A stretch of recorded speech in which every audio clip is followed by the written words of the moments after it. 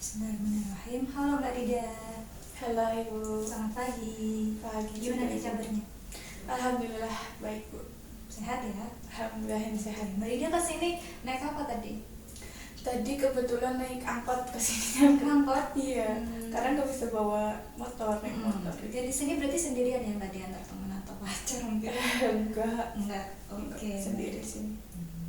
Mbak Rida, kalau boleh tahu Mbak Rida ini asal jurusannya apa dan semester berapa? Saya kebetulan dari jurusan BK Ibu. Ini semester baru masuk nanti ke semester 3. Berarti masih maba ya? Iya, masih maba lah. Kenapa Mbak Rida ambil prodi BK nih? Ibu penasaran. Karena dari awal sih Bu, dari awal tuh memang saya pengennya BK, kalau ke BK ya psikologi. Jadi dulu tuh pas SMA tuh saya ikut SNBP, pendaftaran jalur rapot, tapi nggak diterima. Padahal jurusannya tetap sih Bu, tetap BK gitu. Terus akhirnya saya ini daftar SNBT, yang kayak UTBK ya UTBK. Itu alhamdulillah pilihan pertamanya itu BK, terus pilihan keduanya itu psikologi. Alhamdulillah diterima di BK. Oke, berarti sesuai apa yang Mbak Rida inginkan ya? Iya, UTBK-nya kemarin di mana? Kebetulan kemarin UTBK-nya di Unsud. Iya, Purwokerto. Karena saya rumahnya dekat situ, daerah situ sih Bu. Oke. Rida asalnya dari? Asalnya saya dari Brebes Bu. Cuma saya Brebesnya itu perbatasannya sama Banyumas, bukan perbatasan dari Cirebon. Jadi ujung banget gitu. Lu baru tahu kalau Brebes ini seberangan atau dekat sama Purwokerto? Iya, jadi kalau ada Brebes Selatan sama Brebes Utara. Kalau misalkan Brebes Selatan itu perbatasannya sama Banyumas, Purwokerto. Kalau Brebes Utara itu perbatasannya sama Cirebon. Gitu. Iya. Makasih ya. Oke, Rida pasti tahu ya mau kesini tuh mau apa, mau konseling. Iya Ibu. Ya, Rida juga dari prodi BK juga, mungkin tahu apa itu konseling. Dikit lah Dikit ya. Oke, karena masih maba. Apa sih menurut Rida itu konseling?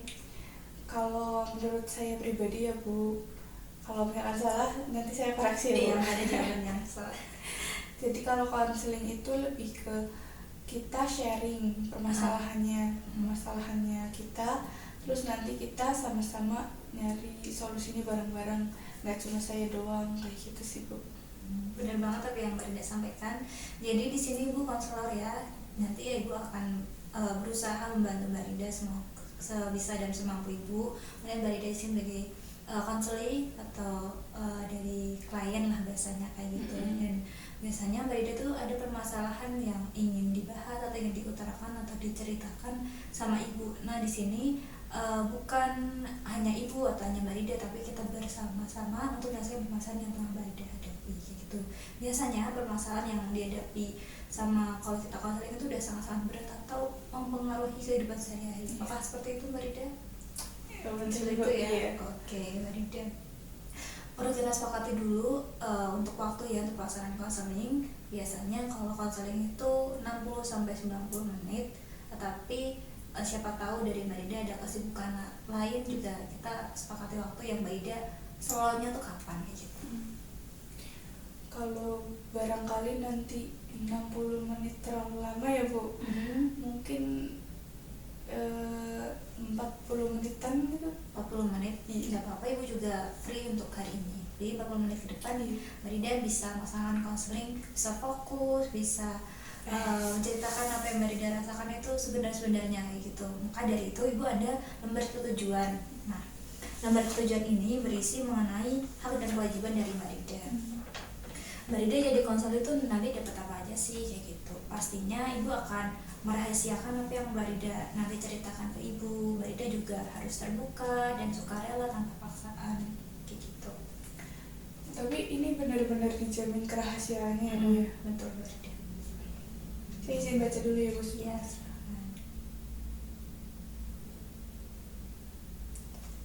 Langsung tanda tangan saja. Langsung aja.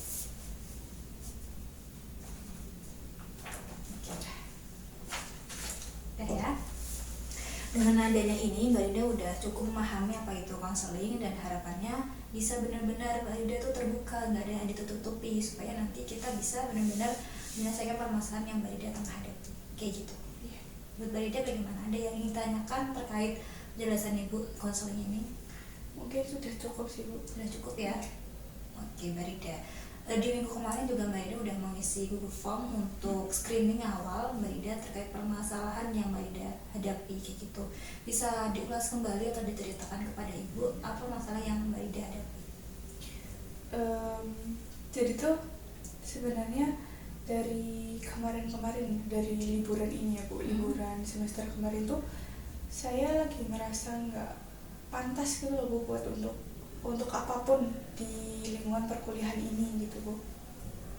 Kayak misalkan saya itu kayak kurang pantas buat ada di BK ini, padahal kan BK itu jurusan yang saya mau gitu Bu, dan udah yang saya pilih, tapi saya kok merasa nggak pantas gitu loh Bu. Mbak Rida merasa nggak pantas sama di prodi ini. Iya. Apa penyebabnya? Atau Mbak Rida tuh merasanya tuh karena apa? Jadi kenapa saya ngerasa nggak pantas gitu Bu, karena di kelas ini, di kelas saya itu tuh anak-anaknya tuh lebih aktif dari saya gitu Bu. Terus juga saya tuh merasa saya terbelakang dari teman-teman yang lain kayak gitu. Jadi misalkan ada dosen yang menanyakan sesuatu, nah saya kan, kalau saya pribadi tuh kurang mampu menangkap penjelasan tersebut gitu loh Bu. Jadi untuk menjawabnya juga susah. Tapi Bu, kalau teman-teman kayak langsung saya Bu, saya Pak gitu. Jadi saya merasa, wah kok teman-teman saya ternyata pintar-pintar banget ya Bu. Terus juga hebat-hebat banget gitu. Apakah saya salah jurusan apa kayak gimana? Terus juga apakah saya masih pantas di BK ini gitu. Makanya saya dari kemarin-kemarin itu masih apakah saya mau lanjut apa enggak nih gitu. Apa udah cukup di semester 2 ini, apa nanti lanjut ke semester selanjutnya gitu. Jadi Mbak Rida merasa kalah sama teman-teman yang lain, karena teman-teman yang lain itu nampaknya cukup rajin, terus nggak takut untuk bertanya kayak gitu. Ada hal lagi yang mengganggu Mbak Rida selain hal tersebut? Iya sih Bu, itu sih Bu, karena kan karena saya itu kan mungkin ya, saya itu dari desa, jadi kan SMA saya juga kan fasilitasnya ya seadanya gitu ya Bu. Nah teman-teman saya kan banyak kan dari kota gitu kan Bu, mungkin fasilitas di sekolahnya juga lebih memadai. Nah dari situ juga saya merasa bahwa kok saya, walaupun saya ada di BK gitu loh, maksudnya saya diterima jalur SNBT jurusan BK, tapi saya merasa emang bener ya saya pantas di BK ini kayak gitu. Jadi ngerasanya saya selalu terbelakang dari teman-teman saya. Jadi akibat atau sebab dari Mbak Rida itu merasa tertinggal teman-teman yang lain karena Mbak Rida itu dari desa terus ke kota kayak gitu.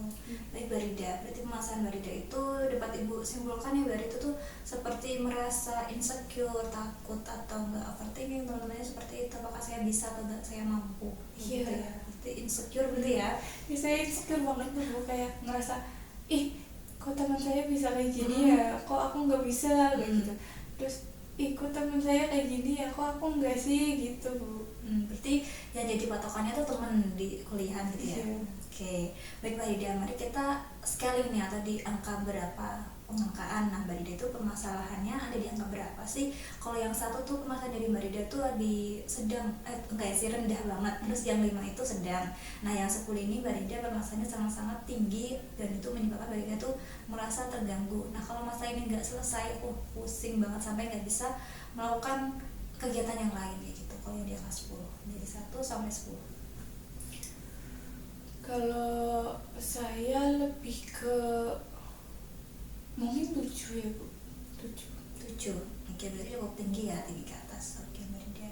Mbak Rida tadi menyatakan bahwa permasalahannya itu insecure, di kelas juga nggak terlatih karena menangkap pelajaran dari Bapak Ibu dosennya itu belum paham secara cepat kayak gitu, jangan teman yang lain bisa. Oke Mbak Rida. Mbak Rida, tapi bagaimana proses atau cara belajar dari Mbak Rida? Apakah termasuk orang yang kalau dijelaskan sekali itu nggak paham. Tapi kalau misalnya dijelaskan berkali-kali terus diulas di kos ya mungkin langsung paham. Atau Mbak Rida itu tipe kalanya saya ada beberapa mata kuliah tertentu sih Bu yang nggak paham atau cukup cepat untuk nyantolnya karena materinya asik, dosennya asik, media mungkin menggunakan media yang asik. Kalau dari Mbak Rida bagaimana? Kalau saya cenderung orangnya tuh lebih ke sukanya dijelasin. Saya mendengarkan orangnya dan juga saya melihat materinya gitu loh. Jadi saya mendengarkan dan juga melihat materinya. Tapi saya juga ada beberapa mata kuliah karena kan dosennya juga asik ya Bu.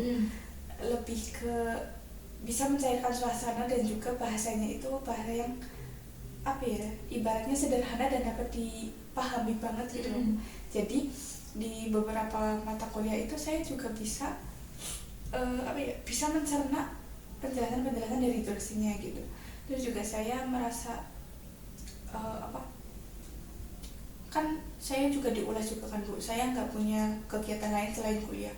Jadi setelah pulang dari kuliah nanti malamnya saya diulas kembali materinya kayak gitu Bu.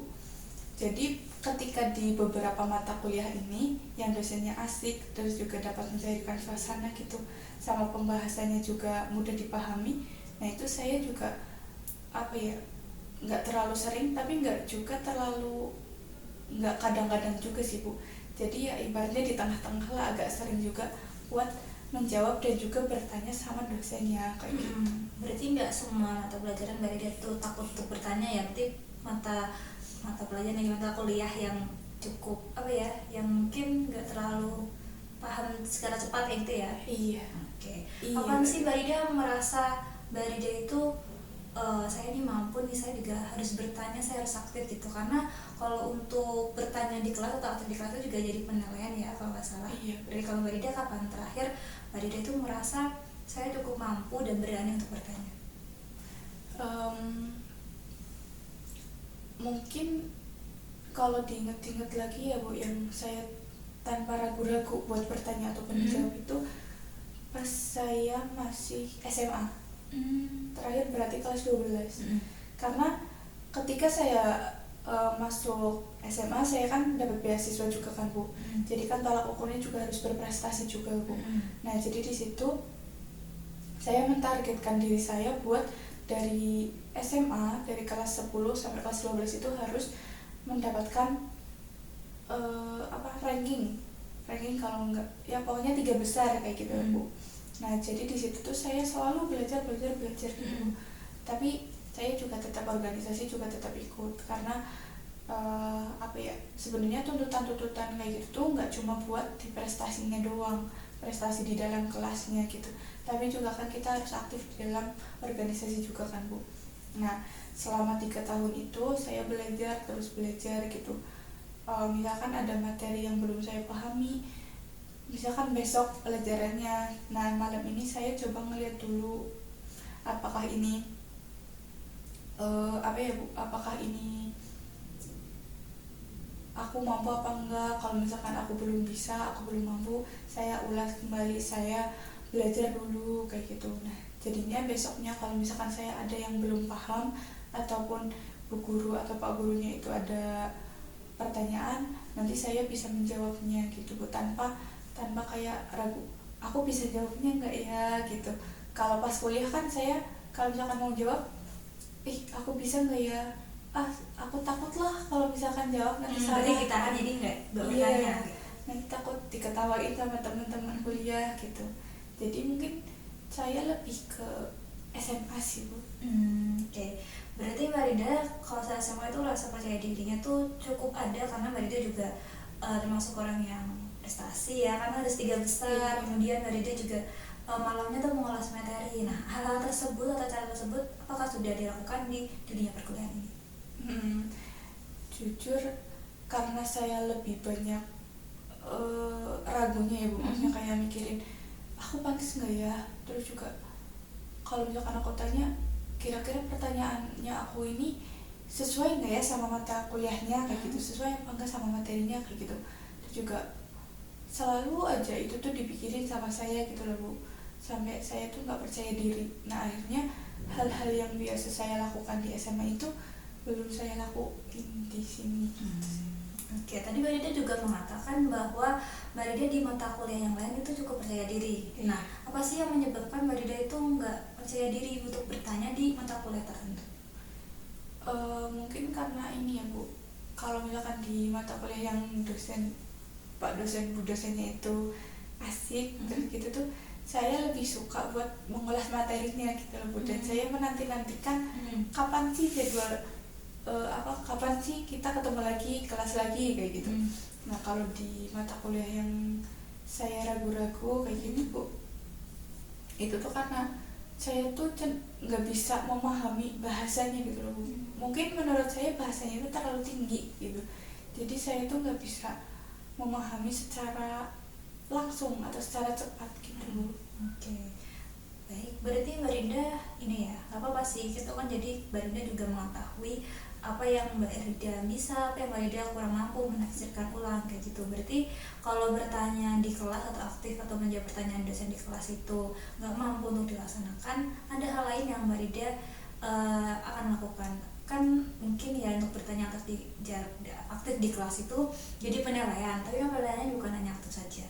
Nah Mbak Rida tuh bisa mengukurkan atau memblok itu, misalnya berarti saya UTS-nya harus tinggi, atau enggak nilai tugas saya tuh juga harus maksimal kayak gitu. Kalau Mbak Rida udah punya pemikiran atau pembagian seperti itu? Iya, jadi karena itu mungkin kebiasaan saya ketika sekolah ya Bu, ketika SMA, jadi saya juga kayak gitu Bu.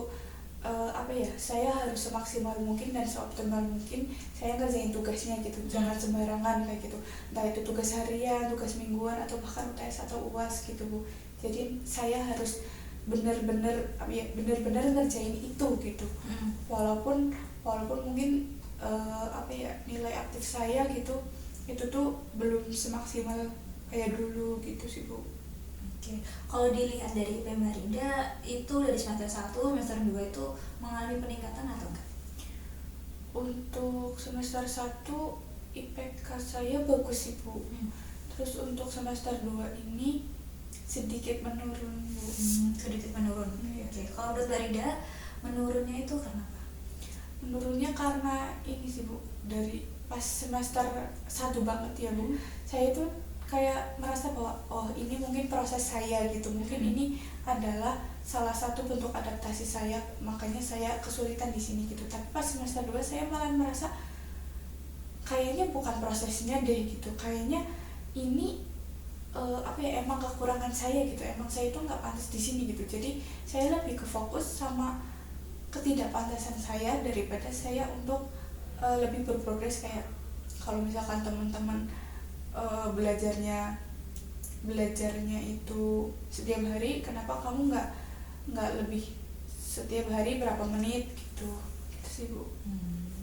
Jadi penurunan IPK-nya itu karena ada beberapa faktor gitu ya, termasuk ke ini belajarnya, proses belajarnya kayak gitu.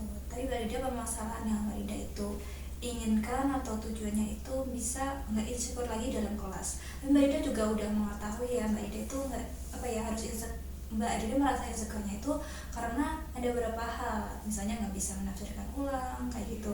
Dan Mbak Rida kan juga udah mengusahakan, dan kita juga merecall keberhasilan yang lalu. Mbak Rida juga udah memahami, akan tetapi nggak semua mata kuliah Mbak Rida itu seperti itu. Oke, kalau dari Mbak Rida bagaimana perasaannya setelah Mbak Rida kan udah memahami nih bagaimana penyebab Mbak Rida itu nggak berani bertanya di kelas? Mungkin saya itu terlalu fokus sama ketidakpantasan saya Bu. Padahal kalau misalkan saya nggak mikirin itu terus gitu, mungkin saya bisa kayak, wah kalau misalkan aku nggak bisa, kenapa kok aku nggak belajar terus gitu loh Bu.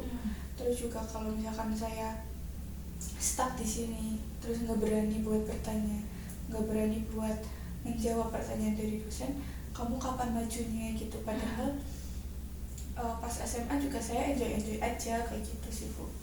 Jadi mungkin saya terlalu fokus sama hal-hal yang negatif gitu. Karena negatif yang ada di pikirannya Mbak Rida aja kayak gitu. Padahal dulu Mbak Rida juga mampu loh kayak gitu. Iya, ternyata dari kemarin-kemarin saya kepikiran bahwa dulu pas SMA saya bisa gitu, bisa melewatin hal ini gitu. Tapi pas sekarang ini, pas baru banget di sini saya ngerasa, oh iya ya, kok kenapa saya pas SMA bisa melewatin ini, kenapa pas kuliah nggak bisa kayak gitu. Untuk kedepannya Mbak Rida akan melakukan apa? Karena udah tahu nih dan paham, saya takut untuk bertanya atau di kelas tuh karena ini. Nah, untuk kedepannya Mbak Rida akan seperti apa? Saya lebih ke ini dulu ya Bu, saya meyakinkan diri saya gitu. Pas SMA aja kamu bisa, kenapa kamu pas kuliah nggak bisa kayak gitu. Terus juga saya pengen lebih bodo amatan lagi sama lingkungan saya kayak pas SMA. Biar nanti saya bisa mengulas materinya. Terus juga kalau misalkan saya mau bertanya nggak ragu-ragu, takut diketawain sama teman-teman yang lain kayak gitu. Terus juga kalau misalkan saya menjawab pertanyaan dosen terus salah, ya itu wajar gak sih Bu? Soalnya kan kita tuh masih berproses ya Bu, apalagi di lingkungan yang baru juga gitu. Benar sih Mbak. Apa ya, kalau jawab pertanyaan ya mungkin saja bisa nggak sesuai atau kurang pas, kan namanya juga belajar di kelas kan, perlu adanya interaksi antara dosen dan mahasiswa, dan mahasiswa juga perlu untuk bertanya. Atau misalnya kalau Mbak Rida udah berani menjawab, berarti Mbak Rida kan mampu menunjukkan ilmu yang didapatkan, seperti itu kan, berarti itu hal yang positif atau enggak? Positif kan? Iya, baik kan? Oke. Jadi Mbak Rida permasalahan ini menurut Mbak Rida kan udah ini ya, udah tahu kan, ada hal lagi yang atau menjadi ingin Mbak Rida ceritakan ke Ibu? Jadi itu sebenarnya apa ya, saya merasa saya tidak pantas itu bukan cuma di perkuliahannya aja Bu, bukan cuma di kuliah juga doang gitu, tapi saya juga ngerasa nggak pantas ketika saya mau ikut organisasi di sini gitu. Kebetulan kan kemarin ketika semester 2 kan ada organisasi yang buka pendaftaran gitu. Nah saya diajakin tuh sama teman saya, tapi saya baru kenal teman saya ini Bu. Nah pas semester 2 itu saya masih benar-benar kayak ngerasa saya tuh nggak pantas di sini gitu loh Bu. Makanya nah di organisasi apakah saya pantas nih? Ntar kalau misalkan kuliah aja nggak, saya masih keteteran, ditambahin organisasi nanti tambah keteteran dong gitu. Gitu sih Bu. Jadi saya juga ngerasa nggak mampu, nggak percaya diri kalau ikut organisasi juga gitu. Tapi saya juga pengen apa ya Bu, saya juga pengen menambah pengalaman saya kayak gitu. Berarti Mbak Rida ada ketertarikan atau interesting di organisasi gitu. Soalnya soalnya tuh saya ini Bu, saya pas SMA tuh ikut organisasi juga Bu. Dan juga alhamdulillahnya itu kemarin pas kelas 12 terakhir itu saya organisasi pramuka ditutup sama juara harapan 1 lomba mini pioneering sekabupaten gitu. Berarti ada banyak kegiatan yang bisa dilakukan di ini ya, di ekstra SMA. Tapi di kuliah Mbak Rida takut mendaftar atau enggak? Nah itu organisasinya udah tutup belum open recruitment-nya? Untuk yang itu udah sih Bu. Tapi saya pengen nyoba ini sih Bu, pengen nyoba organisasi pramuka di sini. Kebetulan belum buka, barangkali nanti pas udah awal perkuliahan juga udah open recruitment lagi. Berarti Mbak Rida udah tahu ya mau daftar organisasi apa? Iya. Oke. Hanya satu itu atau ada yang lain? Karena dulu berpatokan, sebenarnya saya berpatokannya pas SMA ya Bu, karena pas SMA itu alhamdulillah beberapa lomba itu saya ikuti gitu. Mungkin ini untuk nambah biar saya itu pengalamannya lebih mantap lagi. Itu ini sih, pengen lomba isai juga gitu. Berarti ingin lomba dan ikut organisasi. Iya. Oke. Tapi sebelumnya Mbak Rida juga mengatakan bahwa Mbak Rida takut nanti kalau ketertarikan seperti apa kayak gitu kan. Tetapi pas SMA juga pernah ikut organisasi juga di ekstra. Ini Mbak Rida cukup mumpuni atau cukup mengimbangi antara akademik dan juga kegiatan di luar kelas. Nah kalau Mbak Rida bagaimana nih kalau untuk di kuliah? Ada nggak sih ketakutan atau kecemasan untuk memulai ikut organisasi atau ikut perlombaan? Sebenarnya takut sih Bu ya, kan karena saya takutnya sebenarnya saya mampu nggak sih gitu kan Bu. Saya takutnya nanti saya udah masuk di dalam organisasinya, udah terikat di organisasinya gitu, saya nanti jadi keteteran sana sini gitu. Tapi kan kalau misalkan saya stuck di sini terus gitu, kan nanti saya nggak tahu apa namanya, ibaratnya saya nggak tahu hal luar. Iya, nggak tahu hal-hal luar, terus juga nggak tahu potensi saya itu di mana kayak gitu kan Bu. Itu sih Bu. Oke, berarti Mbak Ida udah tahu ya, tahu tujuan atau harapan ikut organisasi itu untuk apa aja kayak gitu. Kalau dari Mbak Ida, apa sih yang ingin dicari atau dikejar ikut organisasi atau ikut lomba itu? Kalau saya lebih ke pengen ini sih Bu, pengalamannya ya Bu. Pengalaman kan nggak bisa dicari 2 kali, apalagi di perkuliahan gitu. Terus juga pengen nambah wawasan saya, terus juga nambah teman-teman di sini kan Bu. Karena ya adaptasi saya itu susah kemarin-kemarin gitu. Terus apa ya, pertemanan lebih ke apa ya, pertemanan di dunia luar kan lebih dibutuhkan ya Bu. Barangkali nanti ketika saya nggak kenal orang, nanti lah saya dapat info lombanya dari mana gitu sih Bu. Berarti Mbak Ida ini ya cukup membantu ya. Yang pertama untuk pengalaman, terus untuk mengasah potensi, kemudian cari memperluas relasi kayak gitu. Oke, berarti udah cukup yakin ya untuk mendaftar, jangan sampai terlewat, nanti bisa datang 2 kali kayak gitu. Siapa tahu tahun depan juga bisa ikut lagi juga, kita nggak tahu ya. Atau misalnya nggak bisa ikut organisasi, kan organisasi itu saklek ya, ada perjanjiannya, harus 1 tahun, 1 semester, 1 tahun sih biasanya. Ini sedangkan sekarang tuh lagi hits banget seperti volunteer, kita ada komunitas-komunitas lain. Kalau hal itu mungkin untuk dilakukan juga, Mbak Ida juga bisa join kayak gitu. Tertarik atau enggak? Volunteer, kalau volunteer biasanya kayaknya kalau nggak salah untuk volunteer itu ikut kayak buat ke mana gitu ya Bu, misalkan berapa hari di desa apa kayak gitu ya Bu. Itu mungkin juga bisa ini sih Bu, bisa saya ikuti. Oke. Mbak Rida kan kasus permasalahannya itu merasa nggak percaya diri kan, karena dari desa terus ke kota, teman-teman yang lebih maju atau pokoknya lebih duluan mereka lah kayak gitu ya. Nah, Mbak Rida cukup takut nggak misalnya ikut organisasi kan udah tahu nih potensi atau enggak manfaat dari ikut organisasi Mbak Rida itu sendiri itu seperti apa, kan udah tahu. Nah, Mbak Rida kalau mau daftar pasti mau bisa daftar sendiri. Nah, kalau ikut kegiatan yang di luar seperti itu, perlu nggak sih saya untuk ada teman at least 1 atau enggak 2 atau enggak Mbak Rida tuh berani sendirian?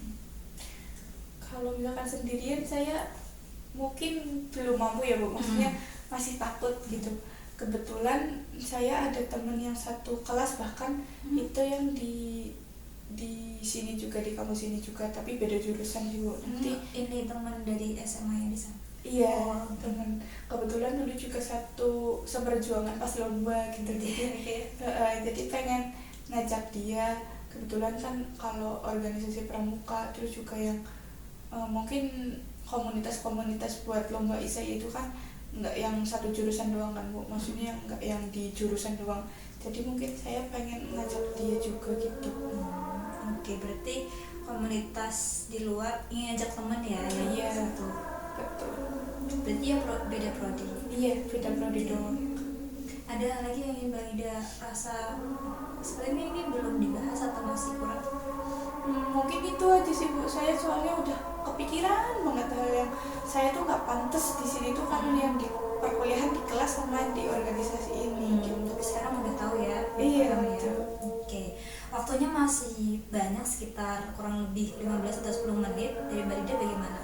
Ingin cukup atau dilanjutkan saja? Alhamdulillah saya udah lega banget ini Bu, mungkin saya cukupkan aja kali ya Bu. Apa sih hal baru yang Mbak Ida dapatkan dalam sesi counseling kali ini? Kalau hal baru banyak banget ya Bu di sini. Saya alhamdulillahnya saya juga dapat pencerahan lah ya Bu, pencerahan karena saya tuh sebenarnya dari kemarin-kemarin itu cuma mikirnya saya nggak pantas gitu, aku nggak percaya diri, aku nggak pantas, nggak mampu di sini gitu. Tapi ketika udah sharing sama ibu, udah cerita sama ibu gitu, terus juga udah dapat balikan dari ibu gitu ya, itu saya merasa oh ternyata dulu pas SMA aja aku bisa loh, gak bisa ngelewatin hal itu gitu.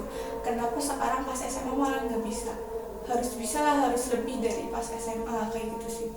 Baik Mbak Rida, Ibu juga cukup senang ya karena Mbak Rida udah berani untuk menceritakan permasalahannya. Mbak Rida juga nggak ditutup-tutupi kayak gitu, sehingga permasalahan yang Mbak Rida hadapi itu dapat dientaskan atau ada solusinya dari Mbak Rida sendiri seperti itu.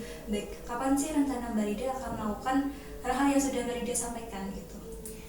Mungkin karena ini apa ya, mau sebentar lagi mau semester 3 ya Bu, mungkin saya pengen curi start dari teman-teman gitu Bu, kan karena udah ada referensi sama juga ada mata kuliahnya udah terlihat apa aja gitu. Mungkin saya sambil nyari referensi buat ini sih, buat mempelajari mata kuliahnya itu. Curi start ya, Iya. bisa tanya ke kakak tingkat untuk materi atau bahan aja. Iya, betul. Oke, ada kenalan ya? Alhamdulillah ya ada Oke, 1-2 Bu.